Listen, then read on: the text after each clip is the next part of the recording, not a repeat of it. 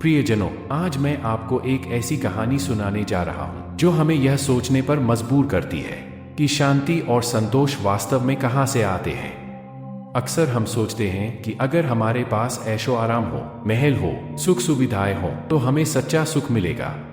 लेकिन सत्य तो ये है कि शांति इस पर निर्भर नहीं करती कि आप कहाँ रहते हैं, बल्कि इस पर करती है कि आपका ध्यान कहाँ है। आज की यह कथा हमें यही सिखाने वाली है। एक राजा और एक संत के बीच हुई एक छोटी सी मुलाकात जो एक गहरी सीख छोड़ जाती है। तो आइए सुनते हैं यह प्रेरणादायक कहानी जो हमें बताती है कि कैसे संसार में रहते हुए भी हम भीतर से शांत और ईश्वर से जुड़ सकते हैं। मिथिला में एक बहुत धार्मिक और ज्ञानी संत रहते थे। एक दिन एक राजा उनसे मिलने आया। संत ने राजा का पूरे आदर के साथ स्वागत किया और आने का कारण पूछा। राजा ने कहा, गुरुदेव, मैंने सुना है कि आप साधारण आश्रम में रहते हुए भी हर समय ईश्वर से जुड़े रहते हैं और संसार से विरक्त रहते हैं।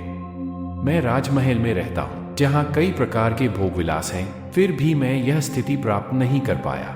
आपने यह कैसे पाया?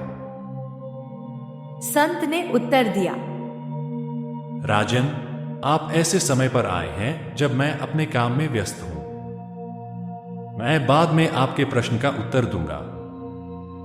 तब तक आप यह दीपक लेकर मेरे आश्रम का भ्रमण करें। पर ध्यान रखें, यह दीपक बुझना नहीं चाहिए, वरना आप रास्ता भटक सकते हैं। राजा ने दीपक लिया और आश्रम देखने निकल पड़ा। कई घंटे बाद वह लौटकर संत के पास आया।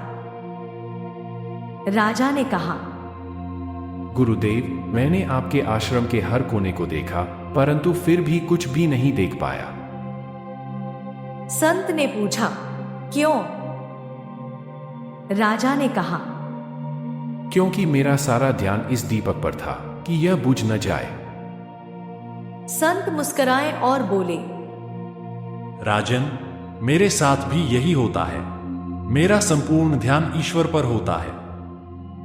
जब मैं चलता हूं, बैठता हूं, उठता हूं, हर पल मेरे सामने एक ही बात होती है कि यह सब उसी का है और जो भी कर रहा हूं उसी के लिए कर रहा हूं। राजा ने संत के चरणों में सिर झुकाया और वापस चला गया।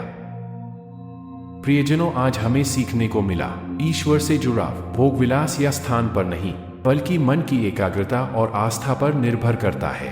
जैसे राजा दीपक को बुझने नहीं देना चाहता था, वैसे ही संत हर पल अपने ईश्वर प्रेम की लौ को जीवित रखते हैं। सच्चा ध्यान वही है जो हर कार्य में भी ईश्वर को न भूले। प्रियजनों, आशा है आपको आज की चर्चा पसंद आई होगी। हमारे चैनल को शेयर, लाइक और सब्सक्राइब जरूर करें।